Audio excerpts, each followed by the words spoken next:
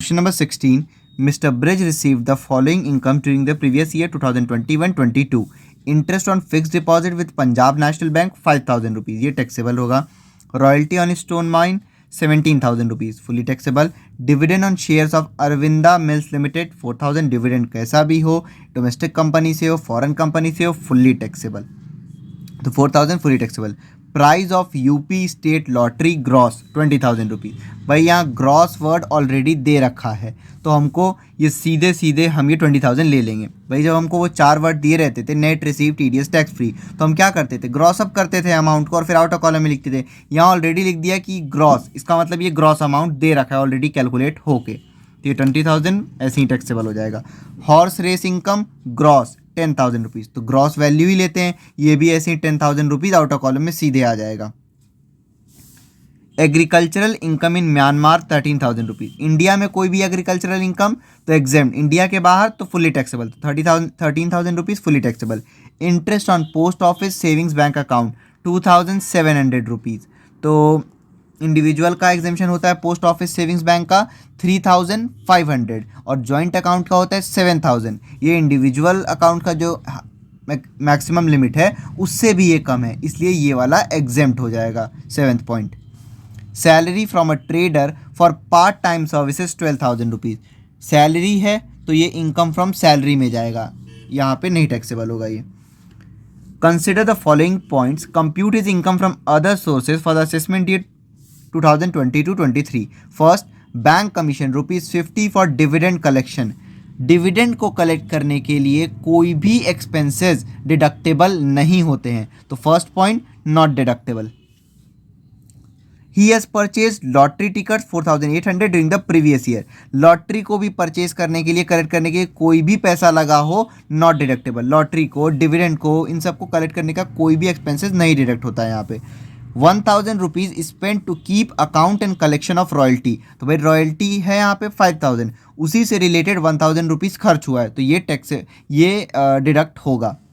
Tax deducted at source at the rate 30% in respect of lottery price. तो ये जो lottery price है इसमें बोला गया है कि 30% TDS कटा था. तो भाई अगर यही चीज़ यहाँ पे लिखा होता TDS या फिर नेट रिसीव टैक्स फ्री कुछ भी, तो हम ग्रॉस अप करते, लेकिन यहाँ ग्रॉस वर्ड लिख दिया है, इसका मतलब ये ऑलरेडी कैलकुलेट होके वैल्यू आई है, ग्रॉस वैल्यू ही है ये 20,000, तो इससे हमको कोई मतलब नहीं.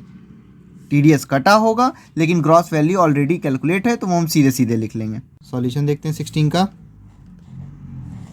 सबसे पहले फॉर्मेट बना लेंगे इसका. कंप्यूटेशन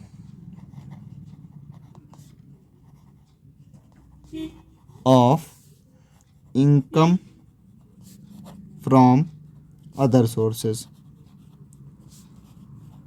फिर जो असेसमेंट ईयर हमारा चल रहा होगा वो हम लिख देंगे यहाँ पे, फॉर द असेसमेंट ईयर 2022-2023.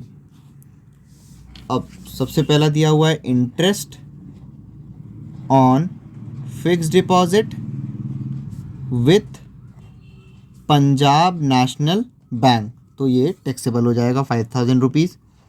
उसके बाद है royalty on stone mine, royalty on stone mine, ये 17,000 यहाँ लिख देते हैं. कुछ एक्सपेंसेस है वो हम लास्ट में लेस कर देंगे. उसके बाद है dividend on shares of Aravinda mills limited. तो डिविडेंड कहीं से भी हो, इंडियन कंपनी हो या फॉरेन कंपनी हो, फुली टैक्सेबल, तो 4,000 रुपीज़ फुली टैक्सेबल. उसके बाद price of Uttar Pradesh state lottery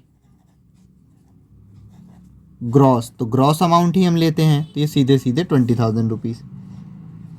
नीचे लिखा है कि TDS कटा था, लेकिन यहाँ ग्रॉस वर्ड दे दिया, इसका मतलब कि ऑलरेडी ग्रॉस कैलकुलेटेड है, तो ये ऐसे ही 20,000 रुपीज़ टैक्सेबल.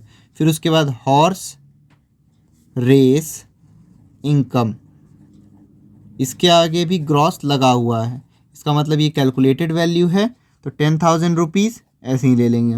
उसके बाद है एग्रीकल्चर इनकम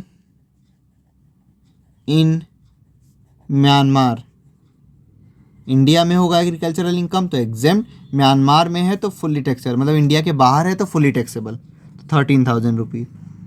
उसके बाद है interest on post office savings bank account, तो इंडिविजुअल बैंक अकाउंट है तो फिर 3,500 एग्जेम्प्ट, और जॉइंट बैंक अकाउंट है तो 7,000 रुपीज़ एग्जेम्प्ट। तो यहाँ पे कुछ मेंशन नहीं है, इंडिविजुअल भी आप मान के चलो तो ये 2,700 रुपीज़ जो है वो इंडिविजुअल के एग्जेम्पशन लिमिट से भी कम है, तो ये एग्जेम्प्ट।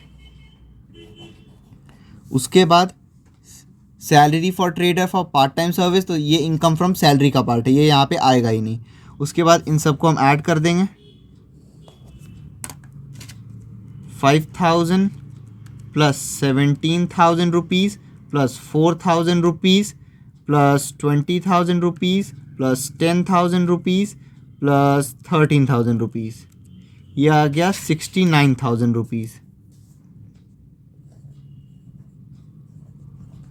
अब इसमें से हम लेस करेंगे एक्सपेंसेस डिडक्टेबल। भाई पहला है bank commission ₹50 for dividend collection, तो डिविडेंड को कलेक्ट करने के लिए कोई भी एक्सपेंसेस नहीं डिडक्टेबल होता है, तो first point not deductible.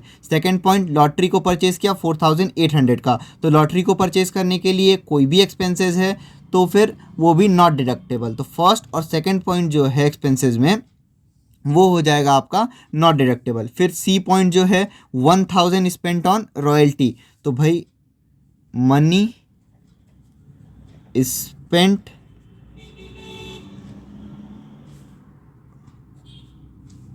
On royalty, ठीक है ना, to keep account in collection of royalty, तो रॉयल्टी से रिलेटेड खर्चा है, तो ऊपर हमने रॉयल्टी लिया है यहाँ पे आपका 17,000, तो उसी से रिलेटेड 1,000 रुपीज़ का एक्सपेंस है। उसके बाद लास्ट है tax deducted at source 30% in respect of lottery price, तो इससे हमको कोई मतलब नहीं है, ये 1,000 रुपीज़ सीधे आउटर कॉलम में डिडक्ट हो जाएगा। ये हो गया 68,000 rupees income from other sources.